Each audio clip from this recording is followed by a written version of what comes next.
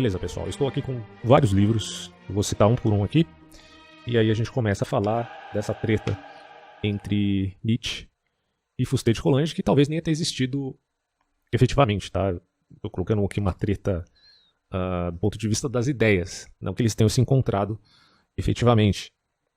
Na verdade, não há informações conclusivas sobre se o Nietzsche, por exemplo, tinha conhecimento da obra Cidade Antiga do Fusté de Coulanges. No entanto, a gente pode considerar aí que é provável que o Nietzsche tenha se familiarizado ali com as ideias e teorias de seus contemporâneos. Só para vocês terem uma ideia, o Fusté de Coulanges ele nasceu em 1830 e morreu em 1889. E o Nietzsche nasceu em 1844 e morreu em 25 de agosto de 1900. Coulanges era um pensador francês, o Nietzsche um pensador alemão. Um é historiador, o outro filólogo, né? No caso do Nietzsche, filólogo, e do Coulanges é um historiador. E assim, a minha métrica para tratar aqui do tema polêmico desses dois autores é mais por conta do primeiro que o Nietzsche é muito mais conhecido, aqui no Brasil principalmente, mas me parece não, tenho certeza que a obra do Fusté de Coulanges do ponto de vista historiográfico é muito mais rica, óbvio, né, no tema que se quer tratar, que é Grécia e Roma, do que o Nietzsche, certo? E são diametralmente opostas, tá? Claro que o Nietzsche não formulou, do ponto de vista historiográfico, uma visão mais apurada sobre a queda do Império Romano. Mas, meus amigos, ele introduz ali algumas ideias pautadas na sua própria filosofia, de que o grande culpado ali seria o cristianismo. Portanto, estou aqui com a obra O Anticristo, do Nietzsche, a obra Cidade Antiga, do Fusté de Coulanges, a obra Genealogia da Moral, também do Nietzsche, e Humano Demasiadamente Humano. Eu nem vou, na verdade, mexer aqui no Demasiadamente Humano, acho que não. Tem alguns aforismas que introduzem alguma ideia nesse sentido, mas o que cabe ressaltar aqui é mais a Genealogia da Moral, principalmente no capítulo 1, onde o Nietzsche faz uma diferença entre bem e mal e bom e mal, no sentido que o cristianismo trouxe essa transvalorização do bom e mal grego para o bem e mal cristão dualístico, ascético, segundo ele. Apesar que, do ponto de vista histórico, o pensamento ascético é muito mais grego-helênico do que propriamente cristão, né? Ou judaico, melhor dizendo, né? Para quem não sabe. Mas, enfim, o Nietzsche, depois, no Anticristo, ele vai tratar da queda do Império Romano, ali no aforismo 5.8. Eu vou ler para vocês aqui. E aí a gente vai fazer uma comparação entre um e outro. E, ao final, a gente vai definir, pelo menos em diretrizes bem sintéticas, os motivos da queda mais efetiva assim do Império Romano, que é o trecho que a gente vai ler aqui da obra deste autor. Fica meio complicado, cara, se vocês não conhecem a obra nem do Nietzsche, nem do Coulanges, fica meio difícil explicar os pontos. É claro, eu vou ler os trechos aqui mais relativos ao tema, e obviamente você vai ter uma certa compreensão, mas fica o meu apelo a você ler a obra, principalmente a obra Cidade Antiga do Coulanges. É um livro muito bom. Algumas críticas podem ser feitas, modernamente falando assim, da atual crítica, como a gente viu a data aqui do Coulanges, é um autor ali mais precisamente oitocentista, mas do século XIX, mas é um pensador, não um pensador propriamente, mas um historiador, né? Claro que também é pensador, historiadores também são pensadores. E é um acadêmico, efetivamente, muito rígido, né? No sentido de tornar a sua avaliação histórica, a sua interpretação da história, o mais descritiva possível. Então, assim, é um historiador sério, o Fusté de Coulanges, apesar de alguma crítica que se possa fazer à Cidade Antiga à luz dos historiadores posteriores. Mas ainda assim é uma obra muito relevante, academicamente falando, tá? Cidade Antiga é uma obra relevante. Bom, ao contrário, a visão do Nietzsche sobre a queda do Império Romano é totalmente contaminada com a sua visão de mundo de caráter filosófico. Porém, isso não implica que a filosofia de Nietzsche seja descartável, ou que as críticas que ele faça, não propriamente à cristandade como tal, ou, enfim, como fenômeno histórico, mas muito mais ao cristianismo enquanto instituição, não sejam válidas em alguns pontos. Me parece que são, porém é evidente para mim que ele exagera muito, né? Para quem já leu a obra Anticristo, sabe do que eu estou falando. Eu vou ler aqui um trecho, mas denota o que ele acusava em seus opositores, que eles eram ressentidos, mas o Nietzsche, no mínimo, é um ressentido dos ressentidos. E o que não deixa de ser a mesma coisa, né? O Nietzsche é claramente um amargurado em relação à cristandade como tal. Mas eu não vou aqui tratar mais profundamente da obra do filósofo, eu já fiz vários vídeos falando sobre o Nietzsche, e nem vou tratar com profundidade da obra da Cidade Antiga. Eu tenho um áudio aqui em podcast que está disponível do primeiro e segundo capítulo dessa obra da Cidade Antiga, você pode ouvir, é uma leitura que eu fiz desses capítulos. Só que a obra do Fuseli de Coulanges é muito grande, são praticamente 410 páginas. Então o livro não pode ser resumido apenas naqueles capítulos que eu já li aqui, tá? Ele é muita coisa, ele vai falar mais basicamente das grandes revoluções que aconteceram na história, principalmente em Grécia e Roma, em outras também cidades, em municípios que ele coloca aqui, antigos, que representavam uma religião tanto do culto dos mortos, quanto da fogueira ou lareira. Isso tudo eu explico, ou melhor ainda, né, eu leio esses capítulos para vocês aí no podcast anterior, então não vou explicar isso aqui agora. A gente já vai partir para essas mudanças e revoluções que aconteceram anteriormente, mais precisamente aí na época da ascensão do cristianismo. Já no que se refere ao Nietzsche, é sempre bom a gente lembrar das ideias fundamentais desse filósofo. Lembrando, Nietzsche não é só um filólogo, ele é um crítico veemente da tradição filosófica. E por isso que eu fico um pé atrás aqui de pensar Nietzsche como um filósofo, propriamente dito. Claro que ele está tratando com alguns problemas filosóficos, mas não em vista de resolvê-los, e sim em vista de criticar as resoluções de outros filósofos. Assim, é um outro mundo, não dá para comparar Nietzsche como um Kant da vida, de uma filosofia sistemática, ou um Hegel.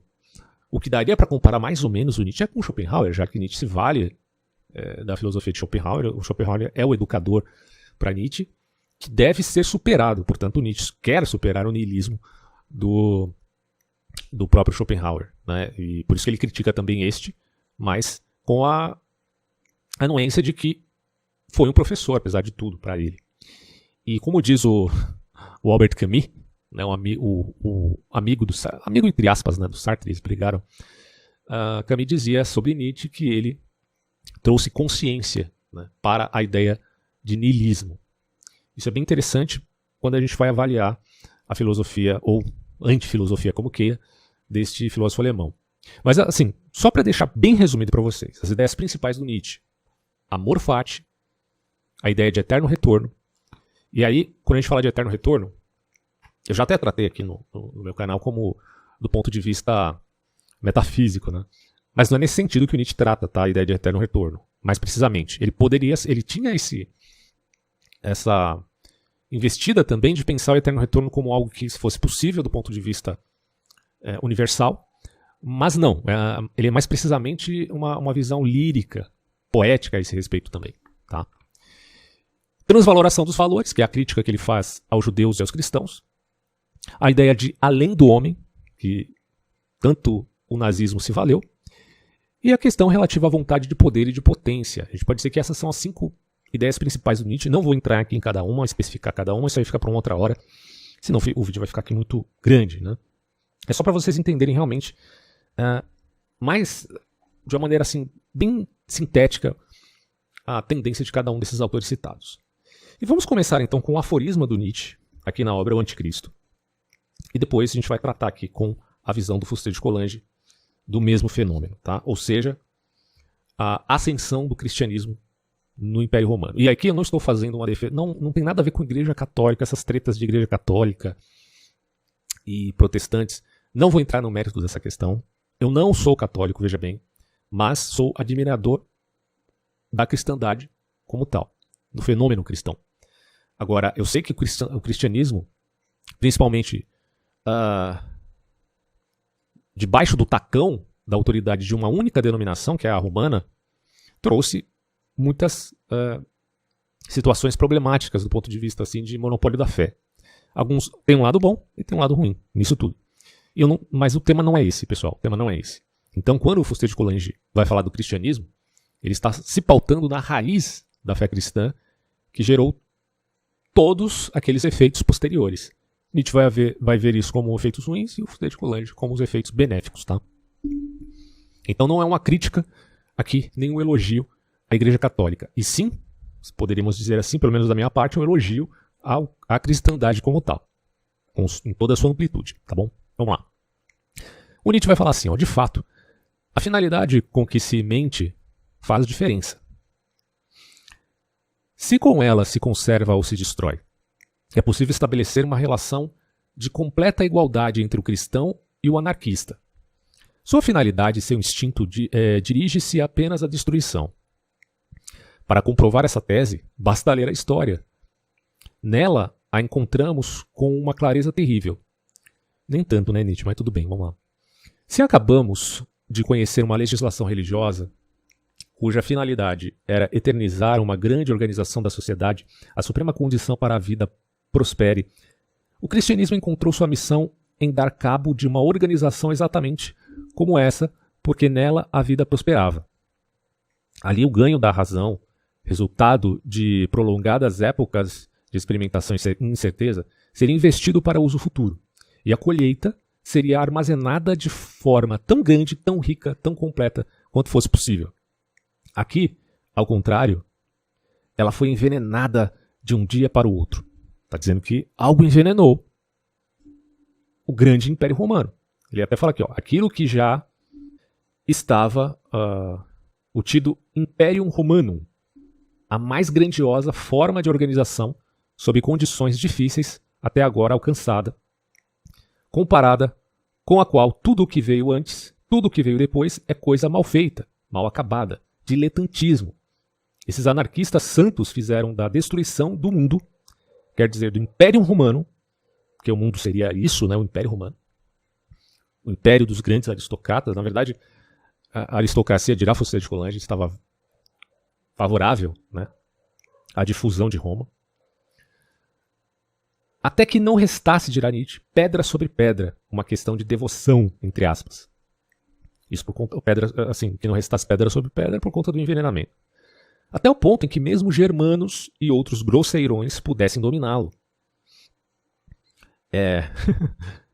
O cristão e o anarquista, ambos decadentes, ambos incapazes de agir de outro modo que não seja desagregando, envenenando, estiolando, sugando o sangue, ambos com um instinto de ódio mortal, contra tudo que está de pé, que está grandiosamente de pé. Nietzsche, em outras ocasiões, chamará isso de moral dos fracos contra a moral dos fortes. Contra tudo que tem duração, que promete futuro à vida. O cristianismo foi o vampiro do Império Romano. De um dia para o outro, ele reduziu a nada o formidável feito dos romanos, de conquistar o solo para uma grande cultura, que tem tempo. Ainda não se compreende isso? O Império Romano que conhecemos, que a história da província romana nos ensina a conhecer cada vez melhor. Essa admirabilíssima obra de arte do grande estilo era um começo. Sua construção, você está me lembrando aqui o Requiem de Mozart, né? Tem aquela coisa de você ouvir música clássica para ficar menos burro. E, bom, enfim. Nietzsche era inclusive grande amante, né, da arte musical. O Império Romano que conhecemos, que a história da província romana nos ensina a conhecer cada vez melhor. Essa admirabilíssima obra de arte do grande estilo era um começo. Sua construção foi calculada para ser provada com os milênios. Até hoje não se construiu assim, nem sequer se sonhou construir em tal medida subespécie a Eterni, ou, nesse caso aqui, sobre a perspectiva da eternidade. Essa organização era sólida o bastante para resistir a imperadores ruins. O acaso de pessoas não deve ter relação alguma com tais coisas. Primeiro, o princípio de toda grande arquitetura. Mas ela não foi sólida o bastante frente à mais corrupta espécie de corrupção. Frente aos cristãos. É isso mesmo que vocês ouviram, ele achava isso. Esses vermes dissimulados, dirá Nietzsche, envoltos em noite, névoa e ambiguidade, se aproximaram furtivamente de todos os indivíduos e de cada um deles sugaram a seriedade para coisas verdadeiras, o instinto para realidades. Essa corja covarde, feminina e açucarada desviou as almas, passo a passo, dessa formidável construção. Aliás, o Nietzsche acha que o cristianismo tem uma visão mais feminina da vida, enquanto que a moral dos fortes é uma visão mais masculina, digamos assim. O que é curioso aqui notar também o quanto Nietzsche é idolatrado pela extrema-direita, né? Não que a extrema-direita necessariamente seja fascista. Pode ter uma extrema-direita que seja crítica do fascismo, mas que ainda assim tem essas atribuições de elogio ou até mesmo a eficácia desta, entre aspas, filosofia do Nietzsche. Enquanto Nietzsche é um grande profeta da extrema-direita, apesar de ser muito benquisto na esquerda, o Marx é o arauto da extrema-esquerda, apesar de ser benquisto também à esquerda ou à nova esquerda, digamos assim, né, que se diz social-democrata e tudo mais. Bom, esses autores, por exemplo, se encontram de um modo bem específico na Escola de Frankfurt, que é bem curioso se pensar. Bom, mas não significa que eu esteja culpando Nietzsche do que veio depois com o fascismo e o nazismo. O que não é a mesma coisa com Marx, que influencia mais diretamente a tentativa de socialização ou revolução socialista. Me parece que cada um tem uma efetiva culpa para o Nietzsche um pouco mais indireta do que para Marx. Mas ambos fomentam ali o que vai acontecer posteriormente, o que redunda, né, do ponto de vista ontológico ou real, em genocídio, em mortes massivas, o que alguns autores chamarão de democídio, né? Ou seja, o seu próprio governo matando sua própria população. No caso do nazismo, não necessariamente o nazismo matando os alemães, mas matando aqueles que estavam em território alemão, propriamente dito, né? Bom, e aí o Nietzsche vai continuar dizendo aqui o seguinte, ó. Essa corja covarde, blá blá blá, feminina, açucarada, desviou as almas, passo a passo, dessa formidável construção, aquelas naturezas valiosas, virilmente nobres, que consideravam a causa de Roma sua própria causa, sua própria seriedade, seu próprio orgulho. A hipocrisia dos santarrões, os segredinhos de conventículo, conceitos sombrios como inferno, sacrifício do inocente, união mística, ou união mística no caso, ao beber sangue, sobretudo, no caso ele está se referindo provavelmente aqui à Eucaristia, né? Sobretudo o fogo, lentamente atiçado da vingança Chandala. Aliás, pessoal, cabe explicar esse conceito de Chandala aqui que o Nietzsche usa, que é o seguinte, né? Aqui na nota vai dizer que é um termo emprestado de sistemas de casta indiana, onde o Chandala, enfim, seria um membro da classe social mais baixa. Então a interpretação é que ele coloca nessa classe baixa tentando se introjetar por transvaloração daqueles valores mais altos, valores, digamos assim, aristocráticos. Ou seja, ele está criticando a tentativa do cristianismo melhorar, né, a civilização. Certamente, de novo, né, mais um exagero aqui, porque falar de transvaloração significa você falar de um expediente de relativismo, onde os valores, na verdade, podem ser alterados ao bel prazer do sistema político que vigora. Bom, continuando aqui, ó. Isso tornou-se senhor de Roma, a mesma espécie de religião que, já em sua forma pré-existente, foi combatida por Epicuro. Leia-se Lucrécio. Aí ele tem uma nota aqui, a título Lucrécio. Nessa versão aqui eu estou com a versão Pocket, né? É uma versão meio ruim, não tem nem título no aforismo, mas tudo bem. Mas o título Lucrécio, caro, foi seguidor de Epicuro e foi autor do poema De Rerum Natura, da natureza das coisas. Aí ele fala assim, leia-se Lucrécio para entender o que Epicuro combateu. Não o paganismo, mas o cristianismo. Quer dizer, a corrupção das almas através dos conceitos de culpa, punição e imortalidade. De fato, se a gente pega a patrística, os exageros, quem fala muito disso é uma autora cristã, chamada Nancy Pearcey, já citei elas várias vezes aqui, onde ela menciona, né, que essa ascensão do ascetismo comum na patrística é muito mais influência grega do que propriamente uma influência judaica. mas que prosperou, pelo menos no início ali, no cristianismo, até culminar na filosofia cristã de Agostinho, já que Agostinho tinha uma influência do platonismo, ou melhor, né, do neoplatonismo em Plotino. E Plotino, sem dúvida nenhuma, é alguém que administrava o pensamento de dualidade entre corpo e mente. E claro que o Nietzsche também critica isso, já que o Nietzsche é o cara que cunhou a ideia de que o cristianismo é o platonismo do povo. Para mim, um completo exagero, como se o cristianismo dependesse meramente da tradição filosófica para se firmar, o que não é verdade. Tá? Houve ali uma comunicação entre filosofia, apologia cristã e tradição judaica. O que não significa que tudo seja reduzido apenas ao filosofema, né, platônico, expresso agora na cristandade.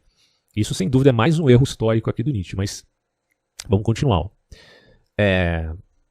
Para entender o que Epicuro combateu, não o paganismo, o cristianismo quer dizer a corrupção das almas através dos conceitos culpa, punição e imortalidade. Ele combateu os cultos subterrâneos, todo o cristianismo latente. Já então, negar a imortalidade era uma verdadeira redenção, já que essa imortalidade significaria negar a vida presente. Né? E Epicuro teria vencido. Veja que isso aqui não é necessariamente, né, uma visão mais adequada do cristianismo, mas de fato, naquela época, poderíamos pensar assim, né? Tinha vertentes cristãs realmente muito ascéticas. E Epicuro teria vencido, vírgula. Todo o espírito respeitável do Império Romano era epicurista. Aí então apareceu Paulo.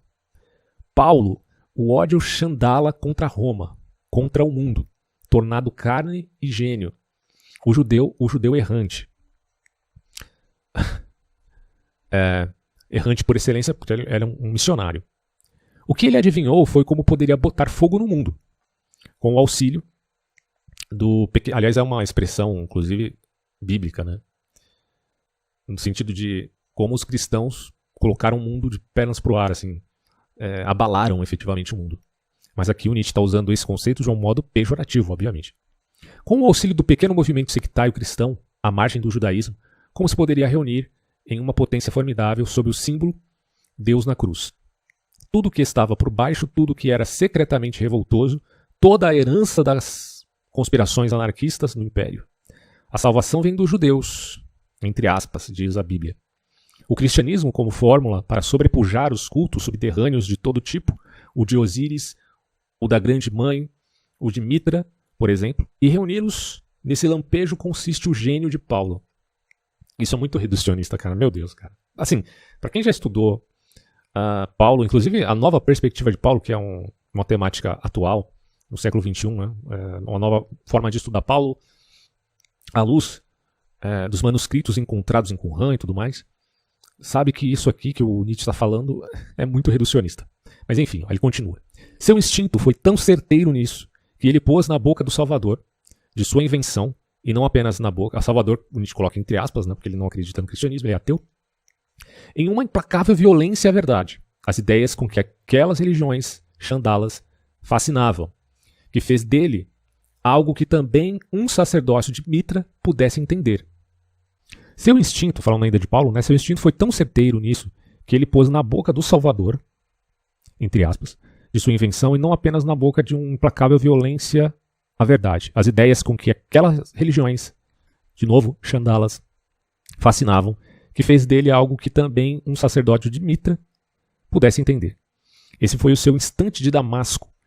Ele compreendeu que necessitava da crença na imortalidade para depreciar o mundo, que o conceito inferno ainda não se tornaria senhor de Roma, que se mata a vida com o além.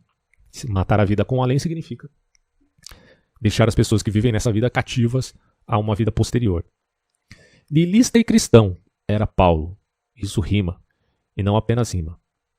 E em alemão vai rimar, né? Em português não. Agora eu vou ler para vocês aqui a parte do livro do Fusté de Coulanges. Tome nota que no capítulo 12, o Fusté de Coulanges vai falar da luta entre ricos e pobres, onde a democracia que já existira, que já era uma revolução, morre e os tiranos populares aparecem. E o que significa isso, meus amigos? Os tiranos representam os direitos dos pobres, enquanto que os aristocratas representavam o direito dos abastados, tá? Dos ricos. E essa luta se intensifica de tempos em tempos em várias cidades. até culminar, né, posteriormente no Império. Seria até interessante ler esse capítulo, mas eu vou deixar para uma outra hora, senão vai ficar muito grande aqui a temática. Eu vou direto ao último capítulo, onde o Fuster de Coulanges vai falar da ascensão do cristianismo, após toda a avaliação que ele faz anterior no livro. Então, olha, veja só. Aqui a gente está na página 402. Então, antes de chegar aqui, o Fuster de Coulanges construiu toda uma interpretação, na medida do possível, descritiva, do passado, para poder, então, explicar o porquê que aconteceu isso ali com o Império Romano, certo? Porque o Império Romano, como vocês sabem, também perseguiu muito os cristãos. O Apocalipse de João é escrito em vista de demonstrar que esse Império Romano era o Império da besta. Era o Império do demônio, né? Ainda que se fale de profecias futuras, ele também estava, de algum modo, retratando o presente do povo judeu.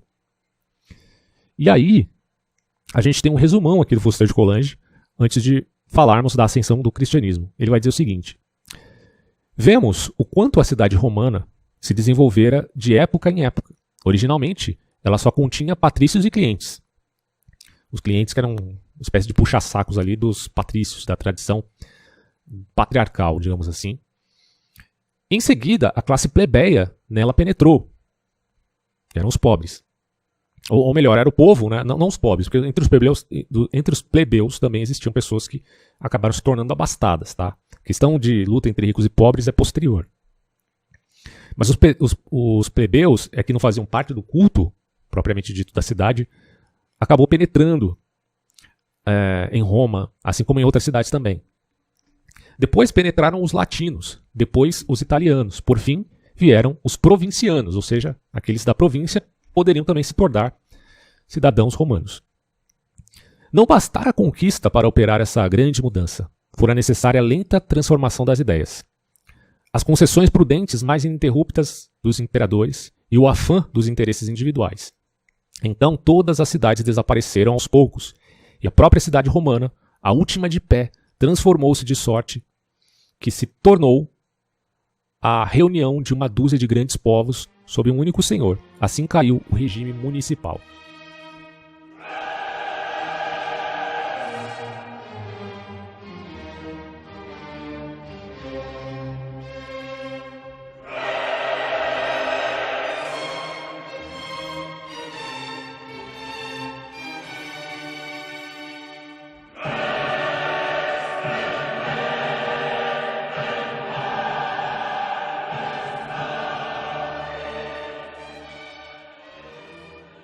Aí ele vai falar aqui no capítulo 3, da última parte do livro. O cristianismo muda a condição do governo. Veja a diferença entre a ideia do Fuster de Coulanges e a do Nietzsche. Olha que coisa interessante. A vitória do cristianismo marca o fim da sociedade antiga. Com a religião nova, se encerra essa transformação social que vimos começar 6 ou 7 séculos antes. Muitas transformações, muitas mudanças. Mobilidade social no sentido não necessariamente das classes, mas na própria construção efetiva do que é ou não classe. Para saber o quanto, isso aqui é o que diz, tá? Ele continua aqui, ó. Para saber o quanto os princípios e as regras essenciais da política foram então mudados, basta lembrar que a antiga sociedade fora constituída por uma velha religião, cujo dogma principal era que cada deus, um politeísmo, né, protegia exclusivamente uma família ou uma cidade. E só existia para aquela cidade. Então você tem vários deuses Júpiter, vários deuses Minerva, vários deuses com o mesmo nome, mas que depois foram unificados como uma coisa só.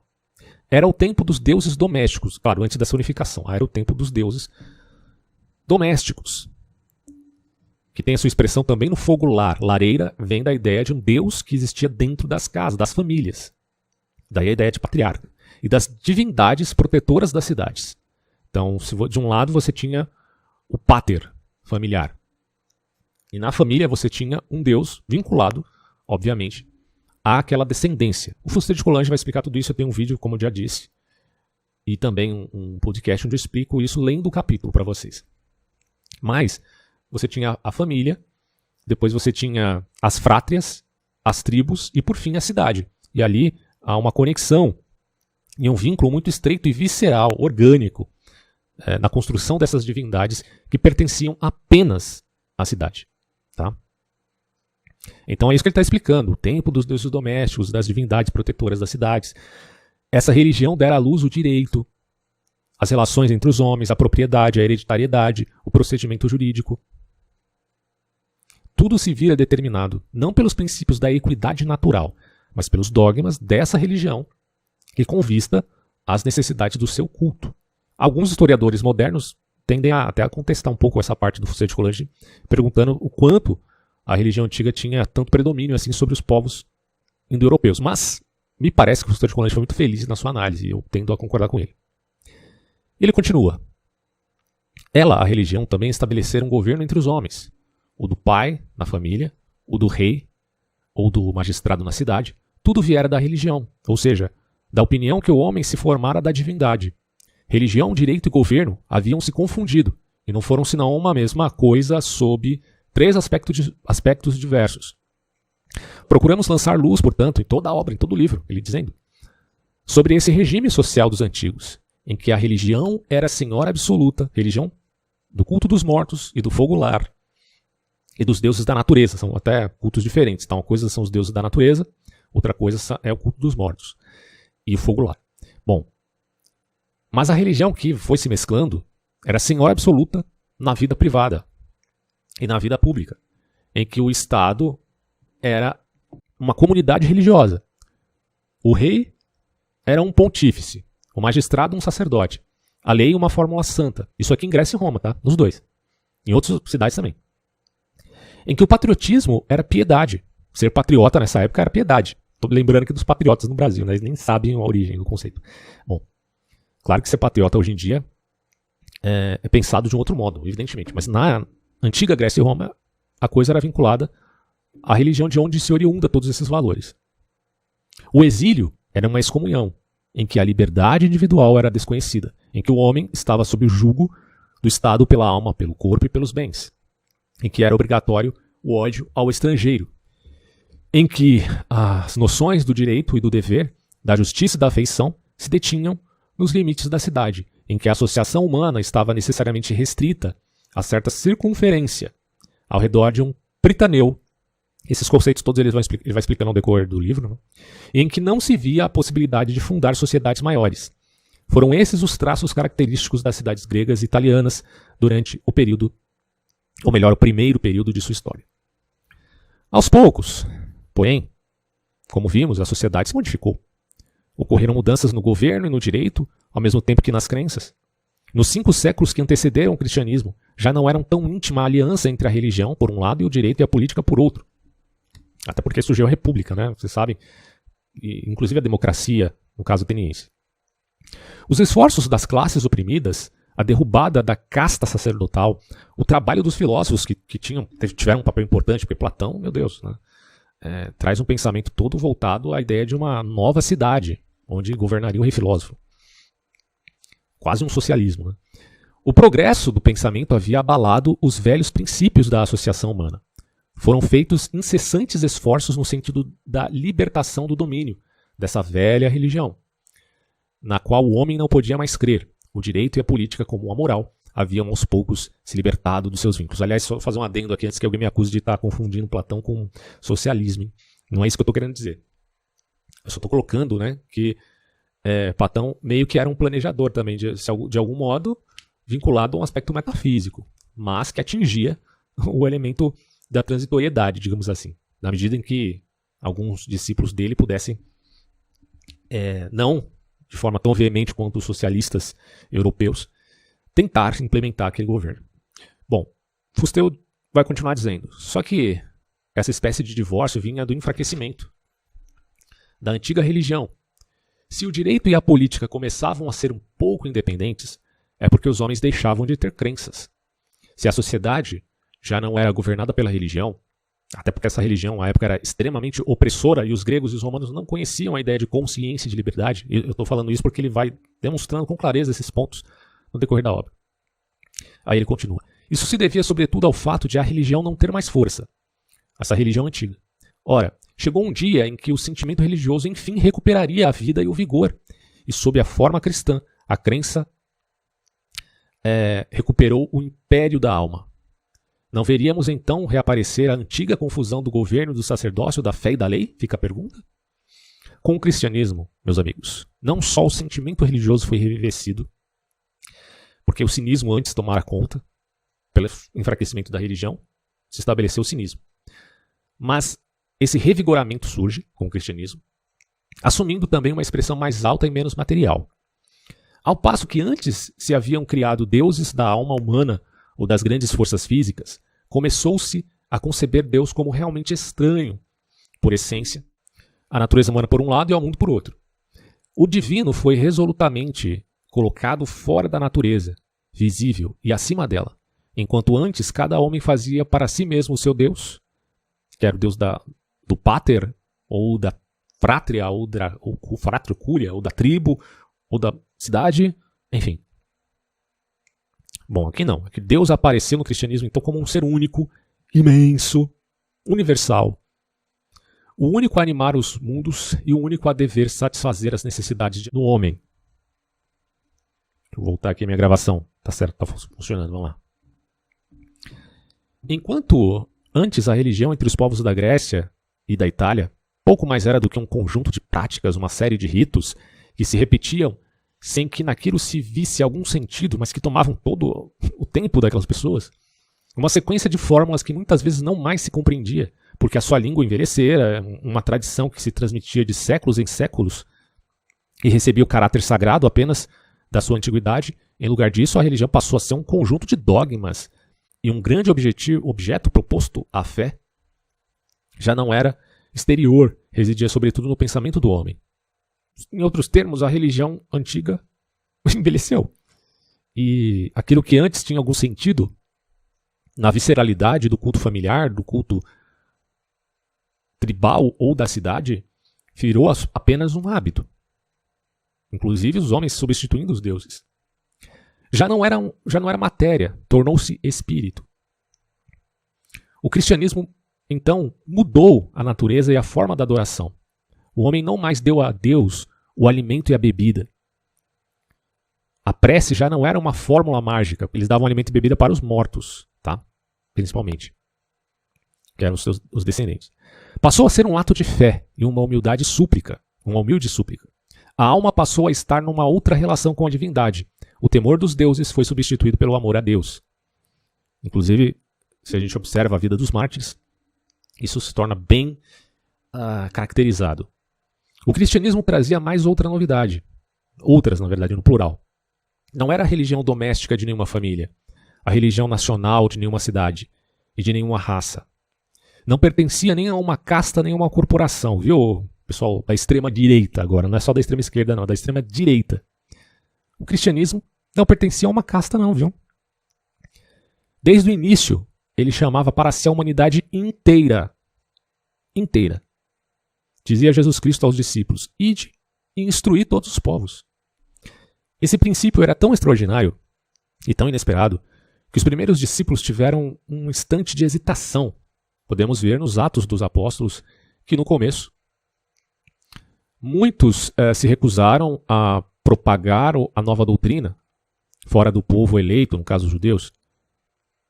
E esses discípulos achavam, como os antigos judeus, que o Deus dos judeus não queria ser adorado por estrangeiros, como os romanos e os gregos dos tempos antigos. Eles acreditavam que cada raça tinha o seu Deus, que propagar o nome e o culto desse Deus era se despojar de um bem próprio e de um protetor especial, e que tal propaganda era, ao mesmo tempo, contrária ao dever e ao interesse. Isso tem a ver também com a ideia mais antiga de enoteísmo. Cada nação tem o seu Deus. E aí, em vez de você pregar o Deus único, você compete de um Deus contra outro Deus. Apesar que mesmo na antiguidade, os judeus, ou melhor, os hebreus, né, já sabiam, os israelitas também, que Deus estava acima de qualquer outro. Aí ele fala assim: mas Pedro replicou àqueles discípulos: Deus não faz diferença entre os gentios e nós. Quando Deus fala para Pedro, né, em Atos dos Apóstolos, Pedro, mata e come. Ah, mas esse animal é impuro. Bom, aquilo era, na verdade, uma forma didática que Deus usou para explicar numa visão, tá? Que os povos gentios também eram merecedores da salvação. Merecedores não, desculpa. Não é que é merecedor porque eles mereciam ser salvos pela própria piedade. Mas é que eles também eram alcançáveis para Deus, porque Cristo não morreu só para os judeus, morreu por todos. Não é por merecimento que a gente é salvo, né? Bom, São Paulo gostava de repetir esse grande princípio em todas as ocasiões e sob todas as formas. Deus, diz ele, abre aos gentios as portas da fé. Deus é só Deus dos judeus? Não, é claro. Não, é claro. Ele também é Deus dos gentios. Os gentios são chamados à mesma herança que os judeus. Havia em tudo aquilo algo de muito novo, pois em toda parte, nos primórdios da humanidade, se concebera que a divindade estivesse especialmente ligada a uma raça. Os judeus haviam crido no Deus dos judeus, os atenienses na Palas Atená, os romanos no Júpiter Capitolino. O direito de praticar um culto fora, portanto, um privilégio do cidadão. Quem era o cidadão? Era aquele que fazia parte da cidade e do próprio culto da cidade. Principalmente os homens, né? As mulheres e os escravos e as crianças não necessariamente, mas tinha algum vínculo ali próximo, as mulheres muito mais indiretamente do que o escravo e a criança. O estrangeiro fora repelido dos templos. O não-judeu não pudera entrar no templo dos judeus. O lacedemônio não tivera o direito de invocar a Palas Ateniense. E é justo dizer que nos 5 séculos que antecederam o cristianismo, todos os que pensavam já se insurgiam contra essas regras estreitas. A filosofia havia ensinado muitas vezes, desde Anaxágoras, que o Deus do universo recebia indistintamente as homenagens de todos os homens.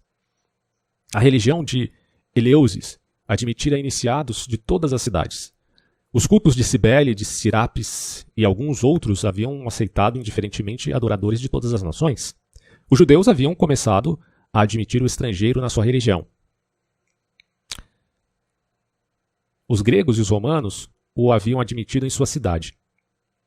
O cristianismo, vindo depois de todos esses progressos, então já alguns progressos haviam antes do cristianismo, e dos progressos do pensamento e das instituições, apresentou a adoração de todos os homens um Deus único, um Deus universal, um Deus que era de todos, que não tinha povo eleito. Você vai o judeu já não pensava assim? Pois é, mas o judeu não tinha essa abertura ao mundo inteiro que o cristianismo teve em via da grande comissão, que era ir de pregar o evangelho a toda criatura. Portanto, na ideia de um Deus que era de todos, que não tinha povo eleito e não fazia distinção nem de raça, nem de família, nem de estado. Então, uma abertura para o mundo. É como se Deus abrisse os braços e dissesse, todos são bem-vindos. Por isso que Jesus fala, vinde a mim, todos que estáis cansados e sobrecarregados, sem perguntar se essas pessoas que estão tão aflitas são judeus, são gregos, são romanos, são homens, são mulheres, são crianças, são escravos. Não, ele está dizendo, vinde a mim todos. Aí fala assim, para esse Deus não havia mais estrangeiro. O estrangeiro não profanava mais o templo, não maculava mais o sacrifício com a sua simples presença. O templo foi aberto a quem quer que acreditasse em Deus. Ou, como diz lá o texto de Gênesis, todo aquele que invocar o meu nome será salvo. Muito antes de existir judeus, até mesmo Israel. O sacerdócio deixou de ser hereditário, porque a religião não era mais um patrimônio. Já que o Espírito de Cristo é a unidade de todo o gênero humano, não apenas de uma raça específica. Ah, mas lá na Bíblia está dizendo raça eleita, sacerdócio, o que o Pedro, né, que fala isso quer dizer? Bom, ele está falando para aqueles que recebem o dom da salvação, porque quem salva é Deus. Mas salva qualquer um, não está estipulado por um carimbo de uma raça ou de uma etnia. Não tem nada a ver com carimbo étnico. É isso que a Bíblia está falando. O que torna vergonhoso todos esses cultos racistas que vieram depois, principalmente ali nos Estados Unidos, que se diziam cristãos, mas que pregavam o racismo negando o fundamento principal da fé cristã. E aí é dito aqui, ó, o culto não foi mais mantido secreto. Os ritos, as preces, os dogmas passaram a não ser mais ocultos. Ao contrário, passou a haver um ensino religioso que não só se deu, mas se ofereceu, se levou para os mais distantes. Foi buscar os mais indiferentes. O espírito de propaganda substituiu o espírito de exclusão. Ou no sentido de propaganda aqui, talvez é uma palavra meio que a gente tome como pejorativo, mas de propagação, digamos assim, substitui a lei de exclusão. Então, Deus não está excluindo e excomungando, Deus está recebendo. É diferente, mas tem excomungados na igreja, tal, seja evangélica, católica ou ortodoxa, mas aqui ele está dizendo, eu recebo a todos. É a abertura que Cristo dá ao mundo no sentido de dizer, olha, quando eu subir até a cruz, atrairei todos até mim. significando atrair a Deus, na verdade, em verticalidade. A horizontalidade da ação cristã, Cristo ali com os braços abertos, no horizonte, onde fora crucificado, implica a possibilidade agora de uma relação vertical entre os pecadores e Deus, que é santo, né? Segundo a própria métrica cristã. Bom, isso teve grandes consequências, dirá Fustet de Coulanges, tanto que as relações entre os povos, quanto para os governos dos estados, tudo foi influenciado. Entre os povos, a religião não mais ordenou o ódio, não mais tornou um dever do cidadão detestar o estrangeiro. Passou a ser de sua essência, ao contrário, ensinar-lhe, isso aqui é em relação ao estrangeiro, tá? Ensinar-lhe que tinha, para com o estrangeiro, para com o inimigo, deveres de justiça e até de benevolência. As barreiras entre os povos e as raças foram assim derrubadas. O Pomoerium desapareceu. Essa separação por conta de Jesus Cristo. Porque, diz o apóstolo, né, Jesus rompeu a muralha de separação e de inimizade entre judeus e gentios principalmente. Há muitos membros, diz ele ainda, mas todos formam um só corpo. Não há mais nem gentil, nem judeu, nem circunciso, nem incircunciso, nem bárbaro, nem cita. Todos são bem-vindos a Deus igualmente. O que o cristianismo ensinou, né, acho que muita gente deixa passar essa bola tão importante, né, que a fé cristã levantou lá nos seus primórdios, é que o cristianismo sempre apregou a isonomia, nos termos, principalmente, da relação de Deus para com o mundo, porque está lá em Tiago, se não me engano, que Deus não faz acepção de pessoas. Ora, isso é o princípio de isonomia, pessoal, de igualdade. Mas não é a igualdade aporética do socialismo, que é uma outra coisa que tem a ver com a deturpação da economia em vista da igualdade dos resultados, que implica em tirania. Aquela mesma tirania que se viu aqui e que se vê no livro do Fustet de Coulanges, quando ele explica que os tiranos despojavam todos os ricos para dar dinheiro aos pobres, eram os Robin Hoods da antiguidade.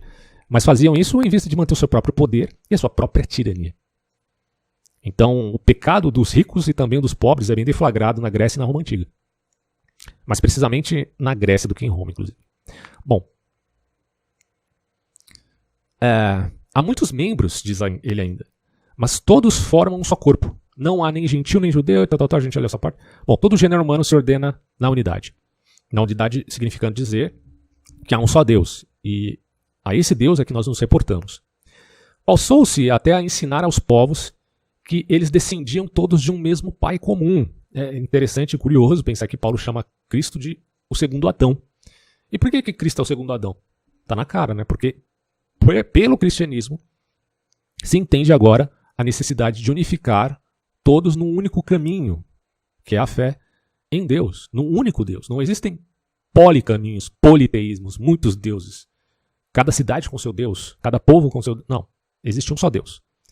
Não é, cada família tinha um só Deus, lá nos gregos antigos e nos romanos. Aí depois se compartilhavam os deuses de novo, né? Das cúrias e das fráteas, depois das tribos e depois da cidade. Mas o último estágio, segundo a prerrogativa deste novo Adão, que era Cristo, era que deveria haver um só Deus para o mundo inteiro, mas não o mundo, o universo como um todo. Passou-se até a ensinar aos povos que eles descendiam todos de um mesmo pai comum, certo? Que é o primeiro casal criado por Deus. Com a unidade de Deus, a unidade da raça humana se mostrou aos espíritos.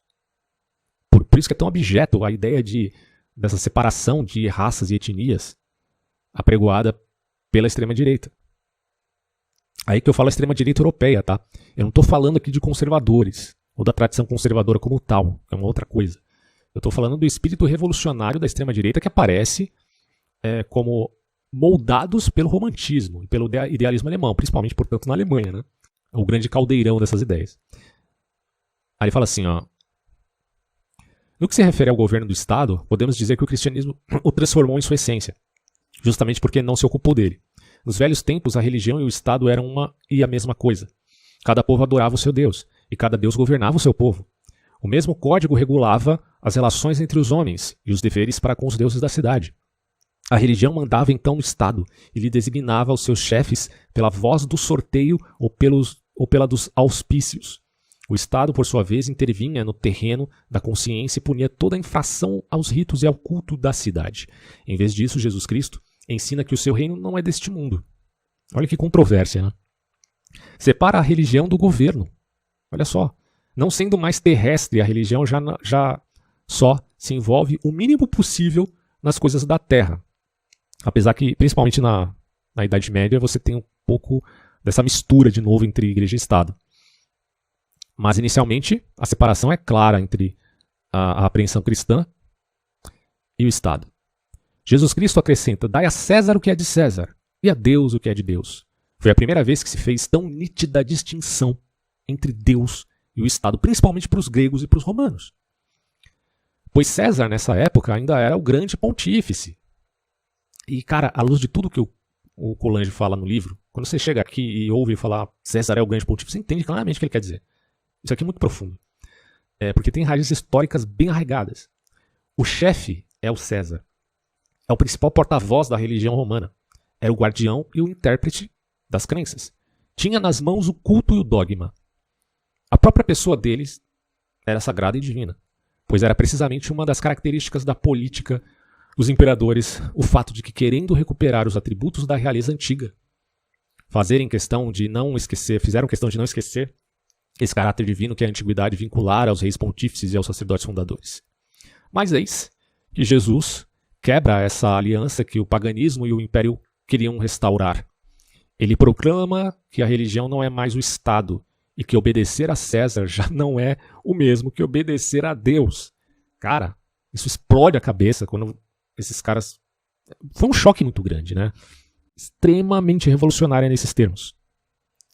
O cristianismo acaba de derrubar os cultos locais, extingue os pritaneus, quebra definitivamente as divindades protetoras das cidades. E faz mais. Não toma para si o domínio que esses cultos haviam exercido sobre a sociedade civil.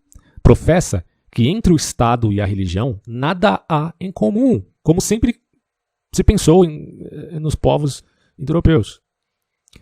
Separa o que toda a antiguidade havia misturado. Pois é. Podemos, aliás, notar que durante 3 séculos a religião nova viveu completamente fora da ação do Estado.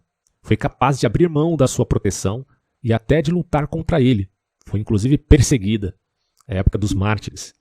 Esses 3 séculos estabeleceram um abismo entre o campo do governo e o campo da religião. Porque Pedro mesmo falava, importa obedecer a Deus mais do que aos homens.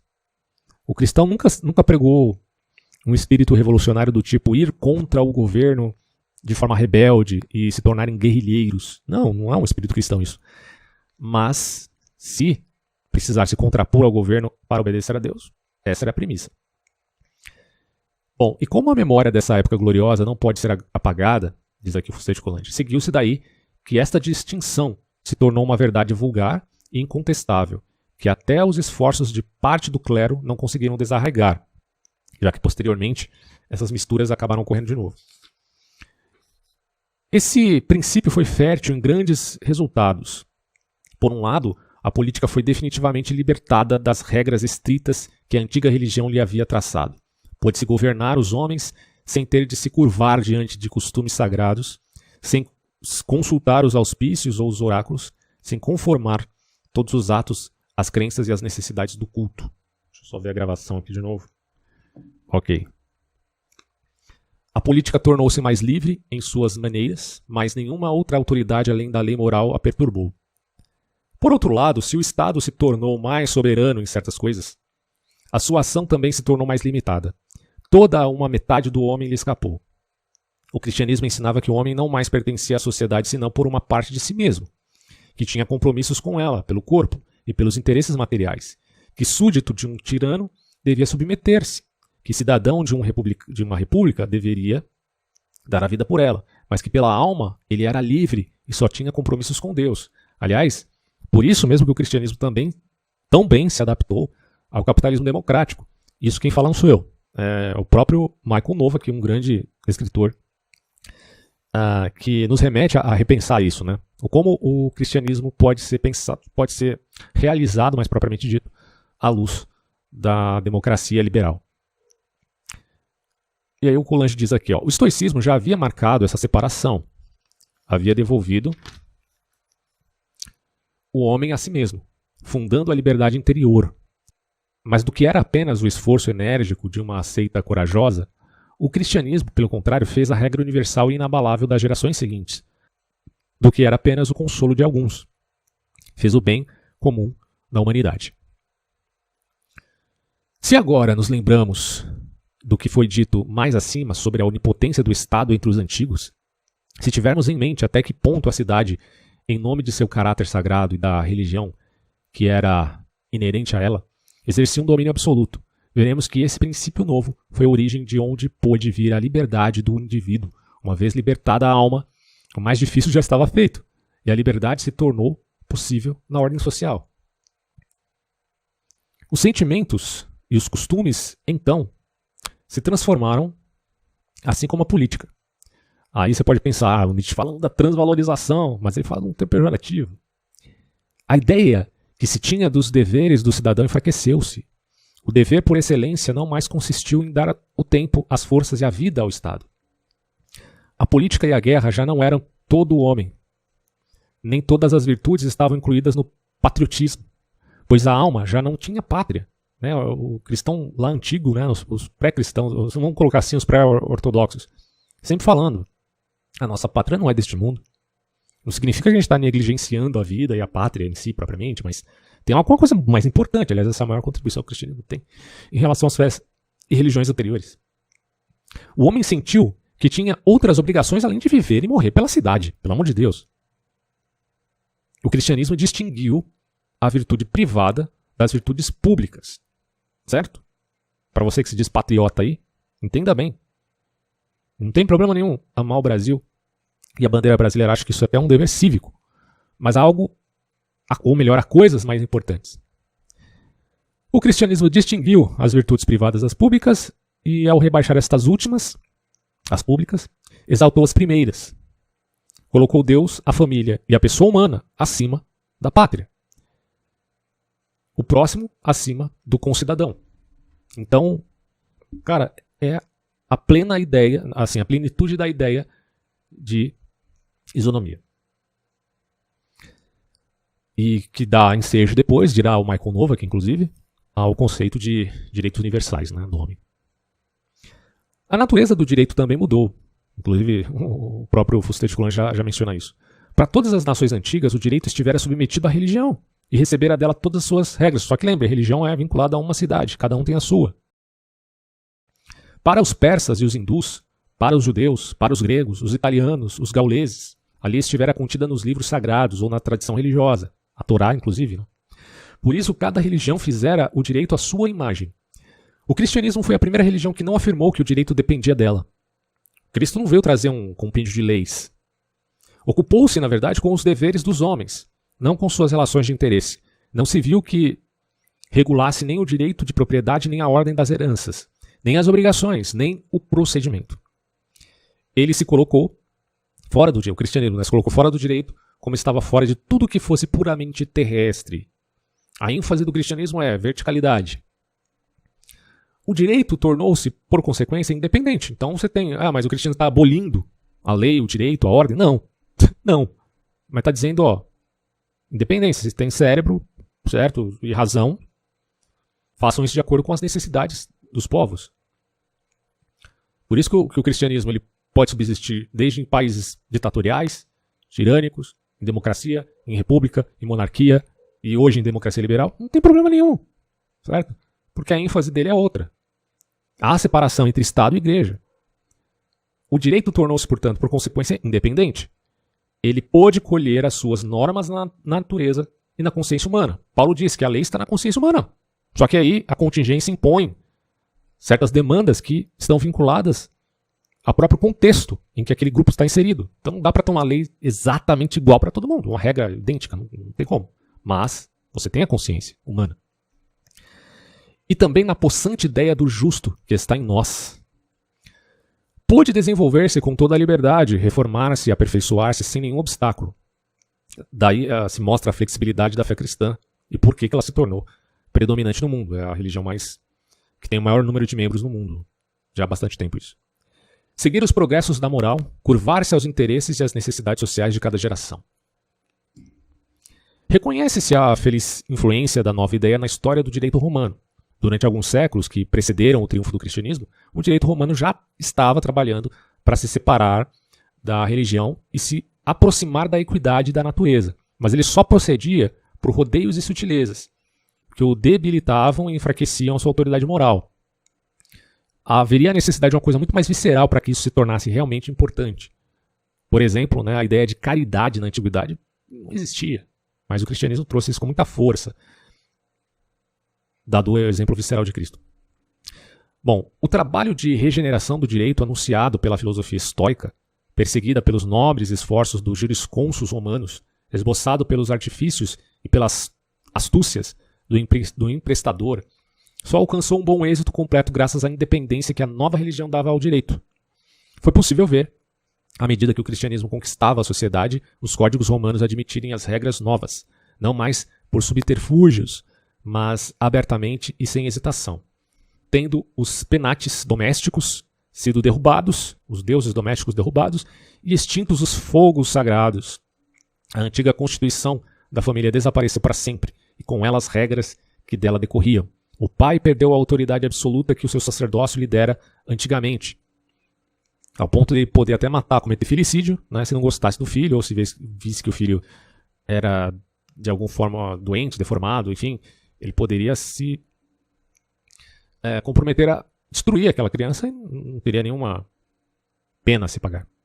Mas o cristianismo dava valor a toda a vida humana. E aí ele fala assim, o pai só conservou o que é próprio à sua natureza. Óbvio, então o pai tem a sua importância no cristianismo.